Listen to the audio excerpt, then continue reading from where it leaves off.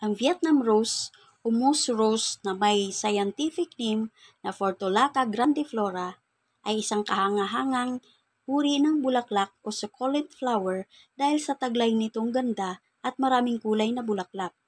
At ito rin ay may taglay na katangiang pangmedisinal. Ang dahon at tangkay nito ay edible o pwedeng kainin.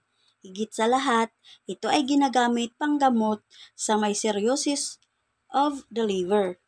Ganon din sa hepatitis at may pamamaga ng lalamunan o sore throat. Ang dahon din nito ay gamot sa scurvy o kakulangan ng vitamin C. Ginagamit din ang juice o katas ng dahon at tangkay panglunas sa kagat ng ahas at insekto. Ganon din sa paso, scalds o sunog at eksema. Ginagawa din itong sangkap sa isang herbal medicine para sa may tumor at cancer. Ginagamit din itong panglunas sa skin rashes at detoxification. At para malunasan ang pamumulikat ng kalamnan at stiff neck, pwedeng gawing necklace ang bulaklak at dahon nito. Ito rin ay may vitamin E na nakakabuti para sa naglalagas na buhok.